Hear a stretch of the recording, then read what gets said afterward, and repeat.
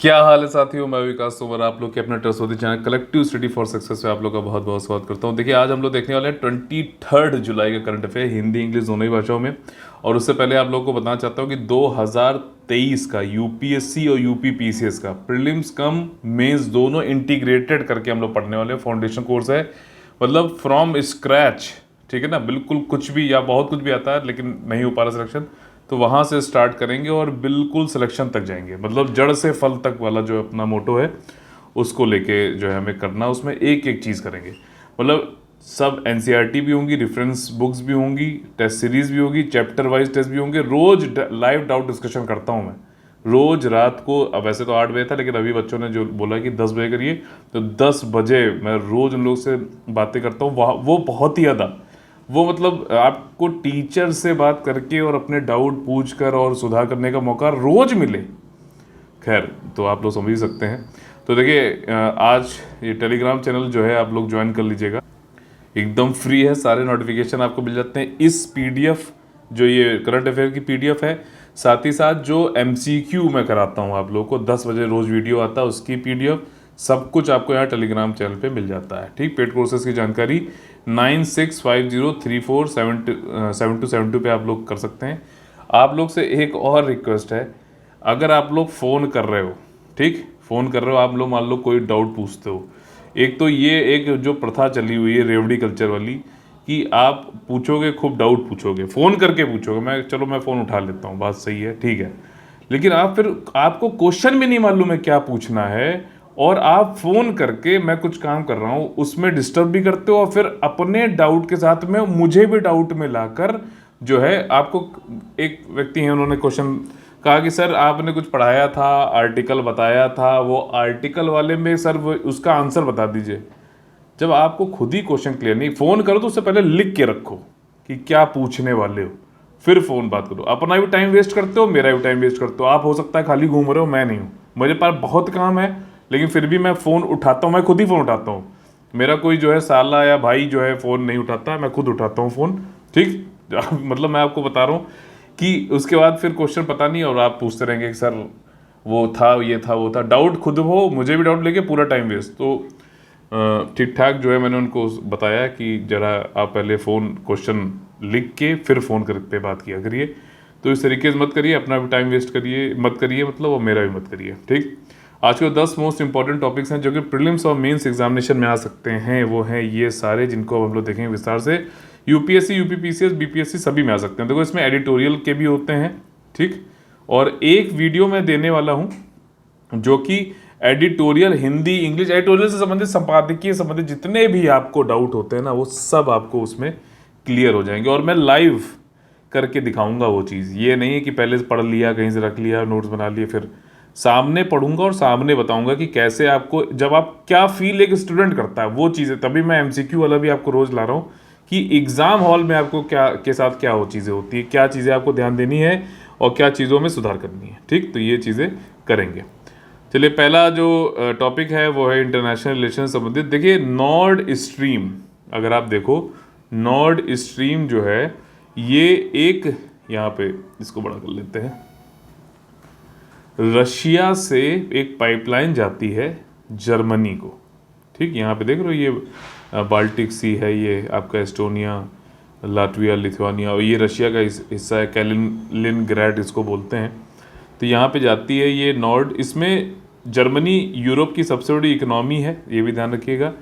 और इसमें जो है पूरे गैस ऑयल वाली जो चीज़ें हैं जर्मनी को पहुँचती हैं। अभी रशिया यूक्रेन के वॉर के बाद से अब जर्मनी यूरोप में रहता है, तो उसको वहाँ पे भी देखना, अपना ये भी देखना एनर्जी सिक्योरिटी बनी रहे उसकी, क्योंकि रशिया के ऊपर डिपेंडेंट है पूरा गैस और ऑयल के लिए। और वहाँ पे इतनी ठंडी पड़ती है भाई साहब कि वहाँ पे अपने घरों को मौसम, मतलब इतना ठंड रहता है कि गर्म रखने के लिए अब ऑयल गैस चाहिए चाहिए।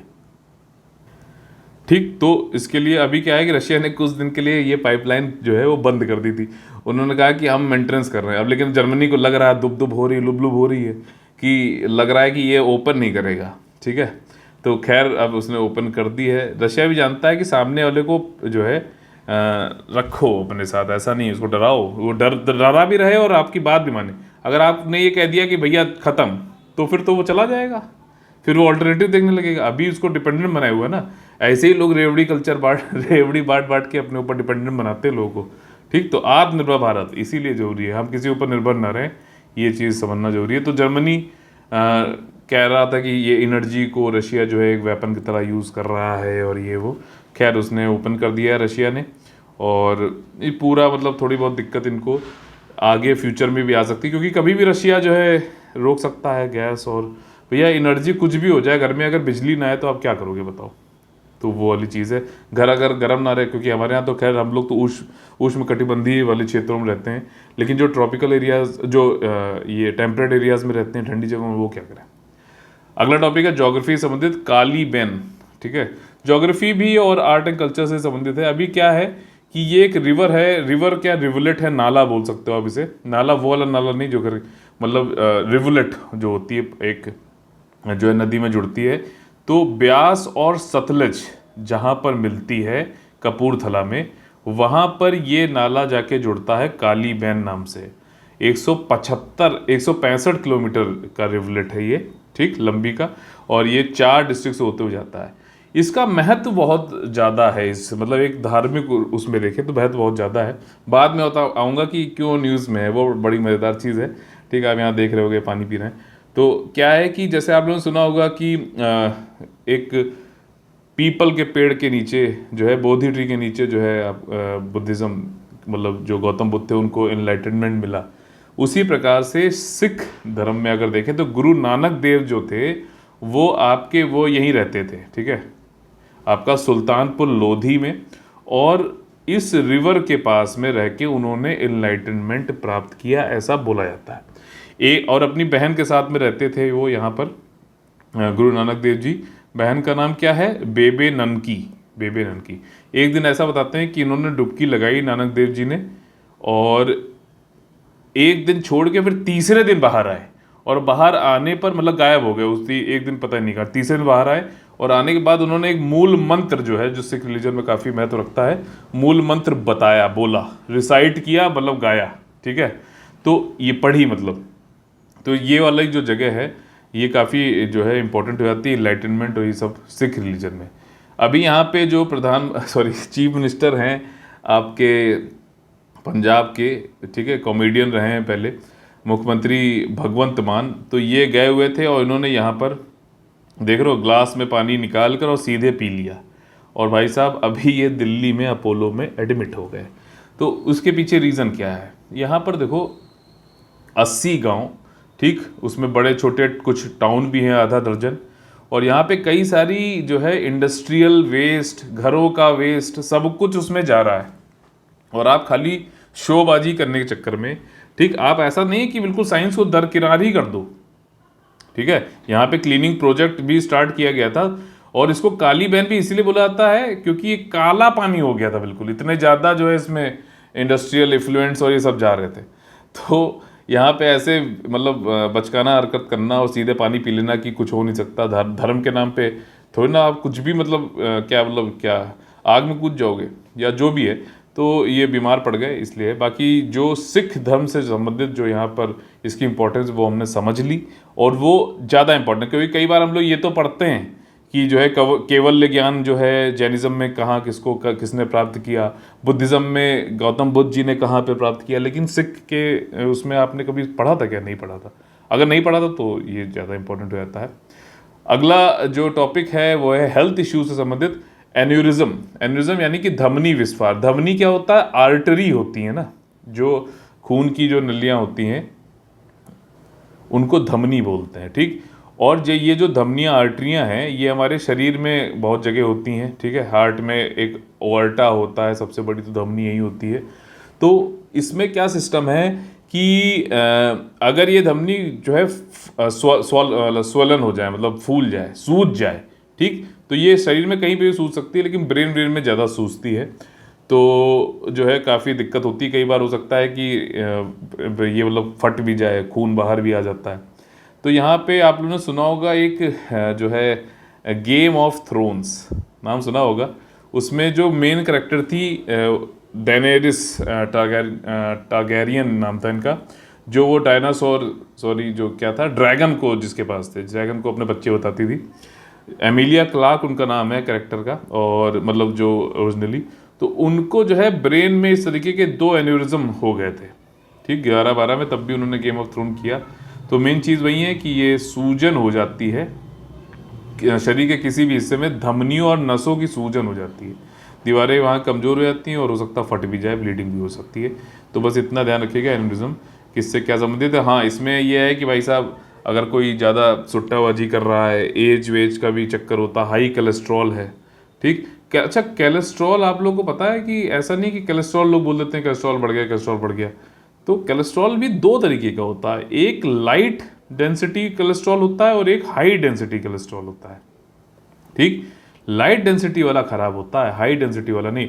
हाई डेंसिटी वाला आपको मिलता है इसमें ड्राई फ्रूट इन सब में खाने में। तो cholesterol, all cholesterol are not bad, ये चीज़ आप लोग ध्यान रखिए।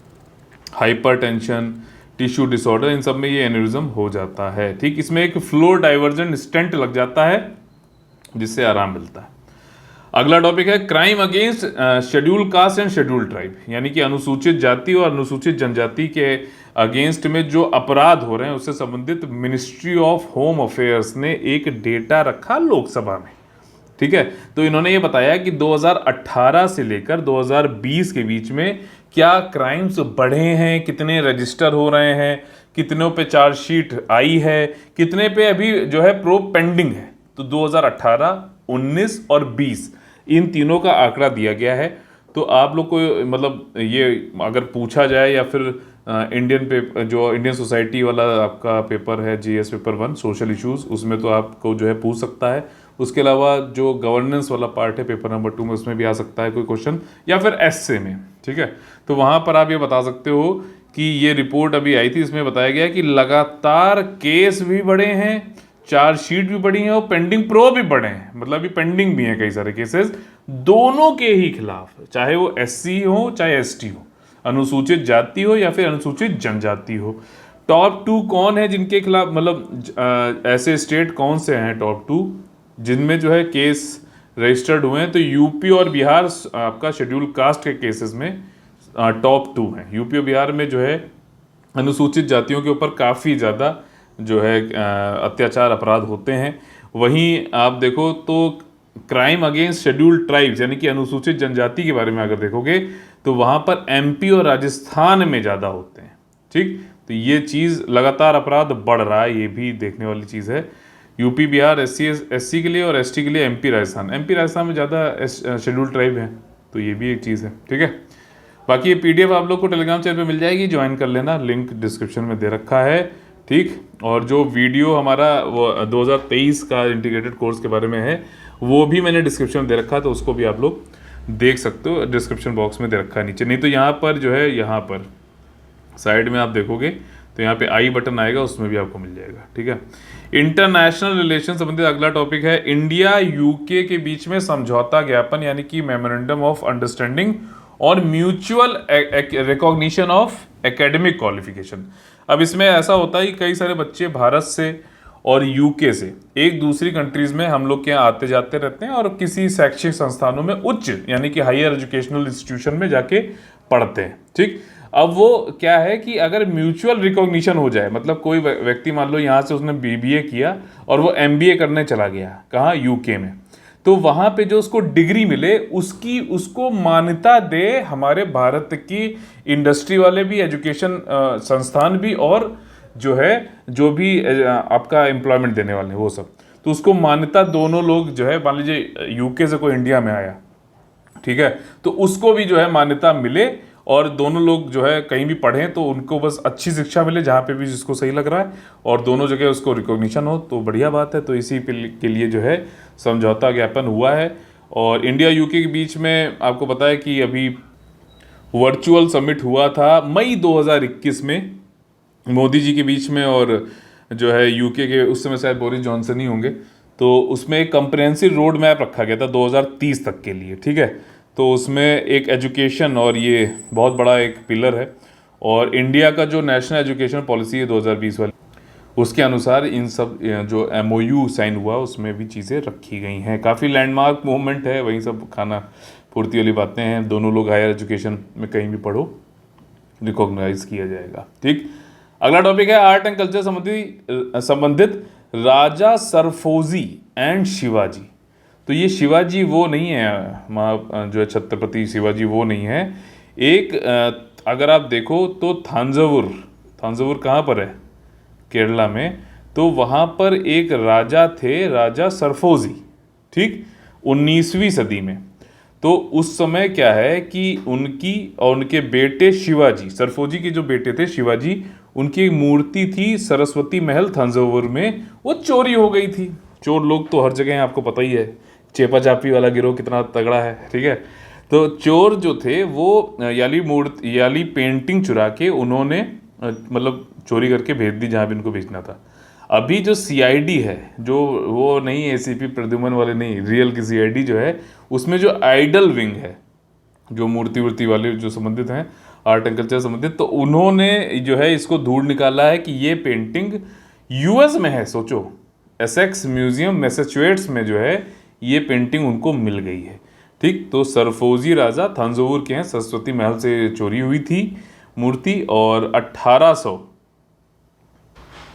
आपको पता होगा 1857, और उधर जो है डॉक्ट्रिन ऑफ लैप्स लेके आया था एक बंदा जिसका नाम था लॉर्ड डलहाउजी, ठीक है ना, जिसमें क्या बोलते थे कि मान लीजिए किसी राजा का जो है नेचुरल हेयर नहीं है, हेयर मतलब वो ये वाले हेयर नहीं, हेयर मतलब उसकी जो है नेचुरल प्राकृतिक औलाद अगर नहीं है, तो डॉक्ट्रिन ऑफ लैप्स के पॉलिसी के अंतर्गत ब्रिटिशर्स उस जो है रियासत को, प्रिंसली स्टेट को जो है फिर एडमिनिस्टर करेगी अपने हिसाब से। ठीक, तो ये मतलब इस तरह की जो है पॉलिसी वो लेके आए थे।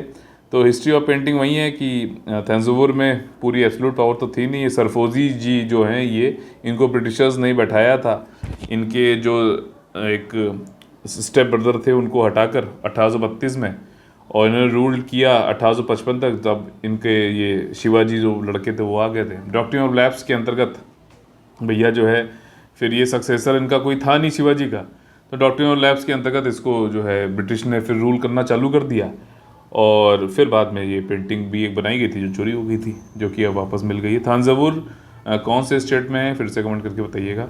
ये बहुत इंपॉर्टेंट टॉपिक है, right to safe abortion. Mains में क्वेश्चन रखा है इससे, मैं आपको कह रहा हूँ रखा हुआ है बिल्कुल, मतलब फुल चांसेस है। मेरा नाम तो नहीं बदलना, लेकिन आएगा जरूर, देखो साफ बात है, UPSC या UPPCS में आएगा। देखो अभी हम लोगों ने थॉमस वेड और क्या नाम था, वेड करके, और एक केस था ना US वाले अबॉर्शन संबंधित, हम लोगों ने करंट अफेयर में पढ़ा भी था, वो वहाँ पे हुआ। अभी इंडिया में क्या हुआ है, इंडिया में क्या हुआ है कि एक महिला है, उन्होंने ये बोला कि मेरा जो पार्टनर था वो मुझे प्रेग्नेंट करके छोड़ के बीच में रिलेशनशिप वो ख़त्म करके भाग गया। ठीक, तो अब मुझे एबॉर्शन कराना है, मेरा 24 हफ्तों का बच्चा है, मुझे एबॉर्शन कराने का जो है इजाज़त दीजिए। अब भारत में मेडिकल टर्मिनेशन एक ऑफ प्रेगनेंसी एक्ट करके है, जिसमें ये लिखा हुआ है कि हस्बैंड होना चाहिए, वेडलॉक मतलब शादी होनी चाहिए। ठीक, तभी देंगे। तो लोअर कोर्ट में जब वो पहुंची तो उसको मना कर दिया। एक्चुअली क्या है कि 21 हफ्ते तक सॉरी जो है, तो आप बिना मतलब कुछ आप आराम से करा सकते हो एबॉर्शन, ऐसा होता है। ठीक है, कई लोग कर भी देते हैं आराम से, लेकिन 24 हफ्ते तक अगर करना है तो फिर आपको कोर्ट से जाके जो है परमिशन लेनी पड़ती है, ऐसा सिस्टम होता है। ठीक, बहुत कुछ पढ़ के मैं आप लोग के लिए लेके आता हूँ। तो उसमें वो लोअर कोर्ट पहुंची, तो लोअर कोर्ट ने जानते हो क्या बोला, उसने बोला कि देखो ऐसा है कि तुम्हारी शादी तो हुई नहीं, और medical termination of pregnancy act में ये लिखा हुआ है कि शादी होगी तभी आप इस लॉ के अंतर्गत आओगे, तो जब शादी नहीं हुई तो भाई आ नहीं सकते। तो वो महिला जो है पहुंच गई सुप्रीम कोर्ट, और सुप्रीम कोर्ट में एक ये जस्टिस हैं DY चंद्रचूड़, बहुत ही बेहतरीन मैं कहता हूँ जजमेंट देते हैं। इनके पिताजी भी जस्टिस थे सुप्रीम कोर्ट में, बहुत बढ़िया, मतलब बहुत ही तार्किक बातें करते हैं, लॉजिकल बातें करते हैं। उन्होंने ये कहा है कि ऐसा कोई ज़रूरी नहीं है, विद ऑब्जेक्टिविटी उन्होंने बताया है पूरा लॉ के साथ में। उन्होंने कहा है कि ये कोई ज़रूरी नहीं है कि कोई अनमैरिड, ठीक है ना, अनमैरिड वुमेन है तो वो एबॉर्शन करा नहीं सकती। ठीक, उसको पूरी अपनी पर्सनल ऑटोनॉमी है, यानी कि जो है व्यक्तिगत स्वायत्तता है और स्वतंत्रता है कि वो एबॉर्शन कराना चाहे तो करा सकती है। ठीक, medical termination of pregnancy act के अंतर्गत भी उसके लिए उन्होंने ये बताया कि देखो ऐसा है कि ऑलरेडी अगर आप देखो तो सुप्रीम कोर्ट ने जो है लिव इन रिलेशनशिप को मान लिया है कि भैया वो लिव इन रिलेशनशिप होता है। कई लोग मैरिज से पहले भी जो है प्री मैरिटल सेक्स करने कंसेंसस के साथ करते हैं तो बिल्कुल अलाउड है, ये सुप्रीम कोर्ट मान चुका है। ठीक है, इसके बाद जो है आप लॉ का वो देकर एक एथिक्स में अगर आप लोग देखो तो एक सिलेबस में टॉपिक है कि law as a ethical guidance. ठीक है ना, तो यहाँ पर देखो ये बहुत अच्छी लाइन है, अगर उसको एग्जाम्पल आप लिखते हो, इसमें लिखा हुआ है कानून का इस्तेमाल सामाजिक नैतिकता की धारणा को बुझाने के लिए, मतलब कम करने के लिए नहीं किया जा सकता। बहुत ही सटीक एग्जाम्पल है और यही मैं कहता हूं कि आप लोग एक फैक्ट बुक बनाना चाहिए, एग्जाम्पल बुक बनाना चाहिए, खास तौर पे एथिक्स के लिए, जहां पर कि आपको जो टॉपिक है उसका एग्जाम्पल नहीं लिखोगे नंबर आने ही नहीं है। मैं कह रहा हूँ, बता रहा हूँ आपको, एथिक्स में थ्योरी इतनी लिखोगे ना उतने कम नंबर आएंगे। एग्जाम्पल दो और इस तरीके के रिसेंटली जो है इस केस में ये बोला उन्होंने कि लॉ कैन नॉट बी जो है कि एथिकल गाइडेंस के लिए, ये नहीं कि जो लॉ में लिखा वो बिल्कुल 100% सही है, पत्थर लकीर है, नहीं, ऐसा नहीं है। मैं पहले भी इसका एग्जाम्पल देता रहा हूँ कि जैसे रॉलेट एक्ट था तो वो भी कानून ना, जिसमें नो अपील, नो दलील, नो वकील, सीधे जेल में डाल देना, तो क्या वो सही है? क्या लॉ बना देने से क्या सारे वो एथिकल हो जाते हैं जो कुछ भी उसमें लिखा होता है? तो ये बहुत अच्छा एक एग्जाम्पल है, ये वाला लिखोगे तो जो है एग्जामिनर खुश होगा। ठीक है कि हाँ मेहनत करके इसने पेपर लिखा, मुझे चेक करने का मौका मिल रहा है, मेरा सौभाग्य है, बुढ़े को लगना चाहिए चीज़।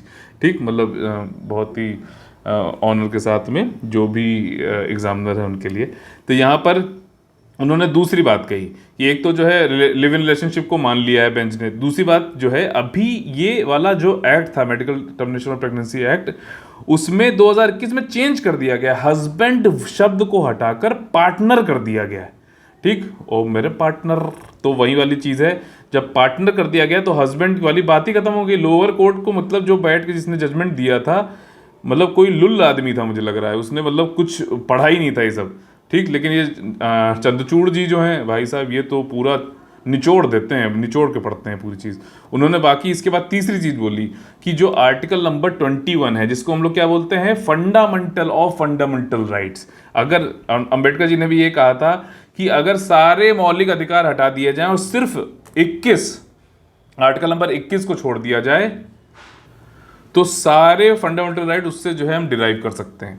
तो इसी क्या है, right to life and personal liberty वाली चीज़, तो उन्होंने कहा है कि व्यूमन का रिप्रोडक्टिव चॉइस जो है, ठीक है ना, तो वो इनसेपरेबल है आर्टिकल नंबर 21 के अंतर्गत, जिसमें उसको अपनी बॉडी की इंटीग्रिटी का भी पूरा राइट है कि उसमें वो बच्चा रखना चाहती है, नहीं रखना चाहती है, अबॉर्ट करना चाहती है, सारे उसको कॉन्स्टिट्यूशन के मौलिक अधिकार में भी दिए गए और एक्ट में भी दिया गया है। बहुत बहुत इंपॉर्टेंट है, मैं बता रहा हूँ। आप लोग टेलीग्राम चैनल पे जाकर, जैसे मैंने कल भी बताया था कि आप लोगों को, एबॉर्शन से संबंधित यूएसए में जो हुआ था वो और इंडिया में, हो सकता है जीएस पेपर 2 में एक टॉपिक है, सिलेबस भैया प्लीज कंठस्थ तरीके से रट लो, बहुत जरूरी है।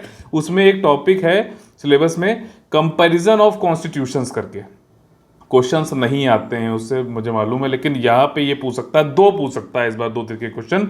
एक इंडिया और श्रीलंका के कॉन्स्टिट्यूशनल सेटअप को पूछ सकता है क्योंकि श्रीलंका में बहुत उठापटक हुई है, और दूसरा ये वाला पूछ सकता है कि एबॉर्शन के केस में बताइए यूएसए और इंडिया में क्या कंपेयर करके बताइए क्या है कानून। ठीक, तो ऐसे क्वेश्चन बन सकते हैं और ऐसे ही हम लोग पैटर्न को देखते हुए बनाते हैं, कोई चेपा चापी नहीं है यहाँ पर। मैं, आप लोग को पता है कि मैं कितना ज़्यादा चिढ़ता हूँ चेपा चापी गिरोह वालों से। ठीक, मतलब कोई भी हो सकता है, वो कोई एक व्यक्ति नहीं है, तो कोई सरगना हो सकता है इस टाइप का। देखिए, इंडियन एंटार्क्टिक बिल, तो अंटार्कटिक ओशियन आपने पढ़ा है, सुना है। ठीक, दक्षिणी जो ध्रुव है हमारा, सदर्न पोल जो है, वहाँ पे अंटार्कटिका एक कॉन्टिनेंट है। यहाँ देखो कौन कौन से ओशियन टच कर रहे हैं इससे, इंडियन, अटलांटिक, पैसिफिक। कौन सा नहीं टच कर रहा है? आर्कटिक नहीं कर रहा है, कि नहीं करेगा ना, वो तो अगले पोल पे है। ठीक, इसमें भारत का कौन सा एक जो है सब स्टेशन है, दक्षिण गंगोत्री। यहाँ पे अगर आप देखो दक्षिण गंगोत्री, कुछ यहाँ पर सी हैं, रॉस सी, अमेंडसन सी, बेलिंगहॉसन सी, वेडल सी। ठीक, अमेरी, ठीक है, ये आइस शेल्फ है, अमेरी आइस शेल्फ है। बाकी बहुत सारे कंट्रीज़ के यहाँ पे जो है अपनी अपनी एक ऑब्जर्वेटरी टाइप की हैं चीज़ें। तो यहाँ पर अंटार्कटिक बिल भारत में जो लाया जा रहा है, वो अंटार्कटिक जो ट्रीटी है ना, उसके जो भी कानून में जो भी कन्वेंशन में जो भी चीज़ें लिखी गई हैं कि यहाँ के एनवायरनमेंट को हमें संरक्षित रखना चाहिए, कंजर्व करना चाहिए, यहाँ के जो भी मतलब हम जो भी चीज़ें कर रहे हैं कि गंदगी ना फैलाएं, जो भी चीज़ें लिखी हुई हैं अंटार्कटिक ट्रीटी में, वो भारत में हम एक लॉ बनाएं और उसके जरिए हम उसको इम्प्लीमेंट करें। ठीक, तो उसी के लिए बिल लाया गया, लेकिन बिल में जो है ज़्यादा बहस हो नहीं पाई। उसका रीज़न जो है वो पॉलिटिकल है, तो हम उसको यहाँ पे डिस्कस नहीं करेंगे। ठीक, पीछे हम लोग ने एक टॉपिक पढ़ा था जिसमें मैंने आपको बताया था कि आइस शेल्फ जो है वो अलग होता जा रहा है अंटार्कटिका से। वो कौन सा था बताइए? ठीक, तीनों मार्क कर दिए ताकि आप लोग कंफ्यूज हो जाओ। ठीक है, तो ये चीज़ है। एप्लीकेबिलिटी जो है, सभी लोग जो भी अंटार्कटिका में जाते हैं, इंडियन एक्सपेडिशन में जाते हैं, उनको जो परमिट लेना पड़ता है उसके उनके ऊपर एप्लीकेबल होगा। जो कन्वेंशन है अंटार्कटिका ट्रीटी से, उनके ऊपर उसको इम्प्लीमेंट करना है। एक कमेटी बनाई जाएगी सेंट्रल गवर्नमेंट की, उसमें जो चेयरमैन होगा समझो, वो मिनिस्ट्री ऑफ अर्थ साइंसेस का होगा, मिनिस्ट्री ऑफ इन्वायरमेंट का नहीं होगा। Please keep that in mind. ये क्वेश्चन ऐसे बन सकता है कि एक सेंट्रल कमेटी बनाई जाएगी जिसमें कि इन्वायरमेंट का जो है जो चेयर होंगे, जो सेक्रेटरी होंगे वो होंगे नहीं, मिनिस्ट्री ऑफ अर्थ साइंसेस। मौसम विभाग जो होता है, इंडियन मेट्रोलॉजिकल डिपार्टमेंट, वो भी किस मिनिस्ट्री के अंतर्गत आता है? मिनिस्ट्री ऑफ अर्थ साइंसेस के अंतर्गत आता है, not under the ministry of environment. ये ध्यान रखिएगा, ठीक है। प्रोहिबिटेड एक्टिविटीज़ वही हैं, न्यूक्लियर एक्सप्लोजन मत कर देना जाके, ठीक है। उल्टी सीधी सॉइल मत लेके जाओ, गार्बेज, प्लास्टिक, सब्सटेंस ये सब मत वहाँ फैलाओ जाके, जो गंदगी और जगह करते हो, वही वाली बातें हैं। नेक्स्ट टॉपिक काफ़ी ज़्यादा इंपॉर्टेंट है। एक सूचकांक आया है, नवाचार सूचकांक। भारत में कौन निकालता है? आपका नीति आयोग। ठीक, ग्लोबल लेवल पे अच्छा इनोवेशन इंडेक्स कौन निकालता है बताइए? बहुत इंपॉर्टेंट है, कमेंट करके बताइएगा। तो भारत में नीति आयोग जो नवाचार सूचकांक निकालता है, इसमें कर्नाटका मारता है बाजी। लगातार तीसरी बार ये सूचकांक आया और तीसरी बार कर्नाटका ने बाजी मारी है। मेजर स्टेट्स में नंबर 1 आया है। ठीक, यूनियन टेरिटरी की अगर बात करें तो चंडीगढ़ नंबर 1 है। ठीक है, यूनियन टेरिटरी की बात करें तो चंडीगढ़ नंबर 1 है, और अगर उत्तर पूर्वी भारत की बात करेंगे तो मणिपुर नंबर 1 है। ये 3 फैक्ट जरूर याद कर लीजिएगा। इसके बाद देखिए यहाँ पर मेजर जो स्टेट्स हैं, 17 मेजर स्टेट, उसमें कर्नाटका तो लगातार तीसरी बार नंबर 1 आया, ये तो आपको याद हो गया होगा। फिर से बता रहा हूँ, नॉर्थ ईस्ट में कौन है? मणिपुर है। और यूनियन टेरिटरी, केंद्र शासित क्षेत्रों में अगर आप देखोगे तो चंडीगढ़ करे, ठीक है, तो नंबर 1 वो है। सबसे घसीटे राम कौन कौन से हैं? तो देखो, इसमें नवाचार करने में छत्तीसगढ़ का जो है 36 का आंकड़ा है नवाचार से। ऐसा कुछ याद करने की कोशिश करिए। फिर आपका जो है उड़ीसा है और बिहार, ये 17 मेजर स्टेट्स की बात हो रही है। ठीक, तो सबसे नीचे है छत्तीसगढ़। छत्तीसगढ़ का 36 का आंकड़ा है, नवाचार बिल्कुल नहीं करते हैं। बिहार, उड़ीसा, एमपी मतलब 5वें। गुजरात भी देखो 14वें नंबर पे है, बहुत ज़्यादा उस पर नहीं है। तो ये भी समझने वाली चीज़ है, गुजरात ने काफ़ी चौंकाया है इस बात से। ठीक, गुजरात मॉडल काफ़ी तगड़ा चलता है, इंडिया में काफ़ी बिकता है, तो ये चीज़ है। और यहाँ पर जो टॉप जो ग्लोबल इनोवेशन इंडेक्स है, जिसका मैंने आप लोग से पूछा है क्वेश्चन कि बताइए कौन रिलीज करता है, तो उसकी टॉप 25 रैंकिंग में भारत आना चाहता है। तो वो कब आ पाएगा? जब हमारे अंदर जो स्टेट्स हैं वो लोग अच्छा नवाचार करेंगे। अब कर्नाटका क्यों आ रहा है आपको पता है ना? Bangalore is called as the Silicon City of India, तो वहां पे नवाचार होने ही है ज्यादा। तो इसी प्रकार से सभी लोग करेंगे ना, तभी तो आएंगे हम टॉप 25 में, तभी तो रोजगार बनेगा, तभी तो हम एक बनेंगे ग्लोबल लीडर। तो यहाँ पर उसके आने के लिए हमें gross domestic expenditure, research and development पे खर्चा करना पड़ेगा। इकोनॉमी क्लास 9th, ठीक, human capital, economy class 10th, human capital. आप मतलब कोई भी बड़ी बुकें पढ़ने की ज़रूरत नहीं है। मैं ऐसा नहीं कह रहा हूँ कि मत छुओ। अगर आपने एनसीईआरटी बेसिक बुक्स नहीं पढ़ी हैं तो please don't jump on to that. अगर जंप करोगे तो आप फिर जंप करना पड़ेगा 1 साल, 2 साल, 3 साल। ठीक, तो समझो मेरी बात। यहाँ पे ग्रॉस डोमेस्टिक एक्सपेंडिचर जो उन्होंने बताया है कि R&D पे करो। ठीक, ह्यूमन कैपिटल को रिटेन करो। ह्यूमन कैपिटल देखिए, ह्यूमन रिसोर्स तो हो सकता है देश में, जैसे हमारे यहाँ जो है यूथ बहुत है, लेकिन यूथ जो है दारू पी के पड़ा हुआ है, तो ठीक, उसकी जगह अगर उसको अच्छा स्वास्थ्य हो, अच्छी उसकी एजुकेशन हो, ठीक, एजुकेशन भी ऐसी जो स्किल और जो डिमांड है इंडस्ट्रीज से, ये भी इसमें बोला गया कि मान लीजिए हमारे यहाँ जैसे साइंस क्या है या फिर जो एजुकेशन सिस्टम वो क्या है, वो सोर्स ड्रिवन है, सप्लाई ड्रिवन है, कि जो दे रहे हैं भैया पढ़ो, उसका वास्तविकता से जो स्किल चाहिए, ठीक है, मार्केट में इंडस्ट्रीज को, उससे कोई रिलेशन ही नहीं है। तो भाई साहब आप निकलोगे तो आपके हाथ में क्या होगा, खाली डिग्री। ठीक, तो मैं वही चीज़ कह रहा हूँ कि डिमांड ड्रिवन होना चाहिए कि आपके मार्केट में क्या, अगर आईटी की ज़्यादा डिमांड है तो आईटी वाले आप कोर्स करो। ठीक, आप मैन्युफैक्चरिंग वाले, तो मैन्युफैक्चरिंग भारत में होती नहीं, इसलिए मैकेनिकल इंजीनियर को कैसे ट्रीट किया जाता है देखते हो ना, वो ऐसा नहीं है। और वही मैकेनिकल इंजीनियर जो बड़े बड़े मैन्युफैक्चरिंग वाले जो हब, मतलब चाइना है, आपका यूएसए है, जर्मनी है, बहुत पूजा जाता है मैकेनिकल इंजीनियर को वहाँ पे, तो हल्के मत लेना उनको, ठीक है। तो ये चीज़ें हैं, तो ये सारी चीज़ें बोली कि आप हाँ R&D पे भी वो करो। नवाचार कैसे होगा, ठीक है, कैसे आप नए नए चीज़ें लाओगे, तो R&D करना पड़ेगा, रिसर्च एंड डेवलपमेंट की बात हो रही है, ठीक है, वो करो। ह्यूमन कैपिटल को बढ़ाओ, एजुकेशन, हेल्थ, स्किल्स बेहतर बेहतर करो। और इंडिया में अभी हम कितना भैया एक्सपेंडिचर करते हैं, आपका ग्रॉस डोमेस्टिक एक्सपेंडिचर, यानी कि सकल घरेलू व्यय जो है आपका रिसर्च एंड डेवलपमेंट पे, वो कितना है, 0.7% of GDP, that is very very low. तो ये चीज़ें कुछ सुधार करने वाली हैं। अगला टॉपिक बहुत ही शानदार, द्रौपदी मुर्मू जी जो हैं वो बन गई हैं भारत की मैडम प्रेसिडेंट, ठीक है, और ये 15वें नंबर की बनी हैं। मैंने तुरंत जो है टेलीग्राम चैनल पे इनसे संबंधित जो कुछ फैक्ट्स थे वो सारे बताए थे।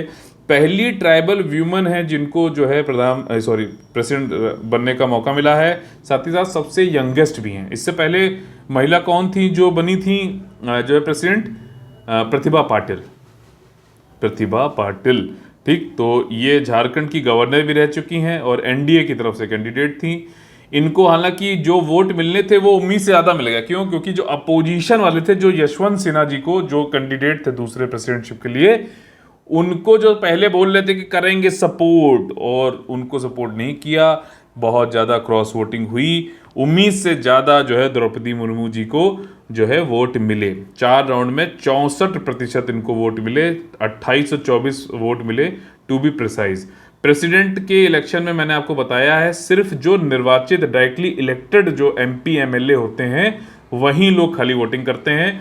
विधान देखो, स्टेट लेवल पे विधानसभा होती है, विधान परिषद होती है। विधान परिषद चूंकि सारी स्टेट्स में नहीं है, इसलिए विधान परिषद का कोई भी एमएलए वोट नहीं, एमएलसी जो है वोट नहीं होता, चाहे वो निर्वाचित भी हो, डायरेक्टली इनडायरेक्टली ही होते हैं वैसे वहां पे, ठीक। तो ये चीज है। और एमपी के वोट का मूल्य, वैल्यू, और एमएलए की वोट का वैल्यू डिफरेंट होता है, ठीक, डिफरेंट होता है प्रेसिडेंट के इलेक्शन में, लेकिन वाइस प्रेसिडेंट में डिफरेंट नहीं होता है। क्यों, क्योंकि भाई साहब वाइस प्रेसिडेंट में एमएलए वोट ही नहीं करते हैं, उसमें दोनों लोग वोट करते हैं। दोनों जो सदन है आपका लोकसभा और राज्यसभा के निर्वाचित, प्रत्यक्ष रूप से निर्वाचित लोग भी, और जो लोग नॉमिनेटेड हैं वो भी वोट करते हैं वाइस प्रेसिडेंट में।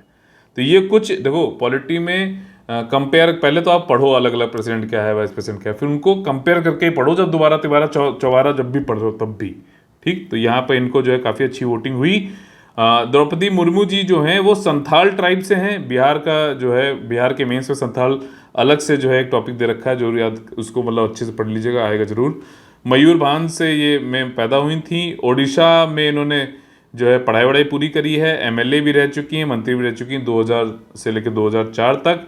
और जो है इन्होंने जब रघुबर दास बीजेपी गवर्नमेंट थी, ठीक है, तो आपका ये गवर्नर थी झारखंड की, और झारखंड का पूरा जो टर्म है पूरा करने वाली द्रौपदी मुर्मू जी अकेली हैं, ठीक है ना। मतलब 5 साल को पूरा ही नहीं कर पाता झारखंड में गवर्नर, ठीक है, राज्यपाल, तो इन्होंने वो भी पूरा किया। और जब बीजेपी गवर्नमेंट थी रघुबर दास जी की, आपकी छोटा झारखंड में, तो छोटा नागपुर टेनेंसी एक्ट है एक है, तो उसमें लैंड यूज जो ट्राइबल के द्वारा किया जाता है उसमें कुछ चेंजेस लाने की बात की जा रही थी। तो मुर्मू जी ने जो है उसमें हस्तक्षेप किया था, इंटरव्यू किया था, नहीं करने दिया था। तो हो सकता है इस बात से खुश हो गए हो मोदी जी, और समझ ही रहे हो प्रेसिडेंटशिप मिल गई, तो गवर्नर रह चुकी हैं, ऐसा हल्की हल्की नहीं है, बहुत बड़ी बात है। ट्राइबल मतलब अब देखो मतलब ऐसा भी है कि, तो ये जो होता ना सोशल मोबिलिटी वाली बात, बहुत अच्छा कदम है। हमारे जो जैसे अभी हम लोगों ने इसी वाले सेशन में क्या पढ़ा, ऊपर SC ST के ऊपर जो है क्राइम बढ़ रहे हैं, और इसी वाले वीडियो में हम ये चीज़ पढ़ रहे हैं, कितनी खूबसूरती है भारत में। मतलब आप देखो कि जो है एक ST महिला देश की जो है राष्ट्रपति बन रही है, सबसे बड़ी post, first citizen of India, बहुत बड़ी बात है। ठीक। और ये देखिए मार्केटिंग के लिए ऑलरेडी मैंने डिस्क्रिप्शन में एक वीडियो डाल रखा है, वहाँ पे आके आप देख लेना। यूपीएससी यूपीपीसीएस के लिए 2023 का जो है पेड ग्रुप हमारा है। UPSC UPPCS 2022 mains 1-to-1 CGM program, counselling guidance mentorship program है। डेली मेंस आंसर राइटिंग, ऐसे राइटिंग की एवेल्यूएशन का जो है आप लोग को फीस देनी होगी अगर आप जुड़ना चाहते हो तो। करंट अफेयर मॉड्यूल का एक पेड ग्रुप है और डाउट डिस्कशन वाला भी है। जो लोग गए हैं फंस, जहाँ पे उनको कोई डाउट नहीं सॉल्व किया था, कोई टीचर की आवाज़ क्या शक्ल कुछ भी देखने को मिलती, तो वो लोग जो है इसको ज्वाइन कर सकते हैं। नंबर हमारा सिर्फ एक ही है, सीधे जो भी पूछना भैया डायरेक्टली पूछना, ज़्यादा टाइम जो है ना अपना वेस्ट करिए या फिर आप मैसेज कर लिया करिए। अच्छा, कई लोग जो है मैं देख रहा हूँ 9:30 बजे के बाद, 10 बजे के बाद कभी भी फ़ोन कर देते हैं, तो भैया क्या समझ रहे हो आप? ठीक है, कई लोग जो है बातें करते हैं, अपने गुणगान करते हैं, फिर बहुत देर, तो मैं आप क्या चाहते हो कि मैं ऐसे बोलूँ कि भैया रखो यार फ़ोन? तो मैं ऐसा थोड़ा सा शालीनता में रहता हूँ, आप लोग भी रहो।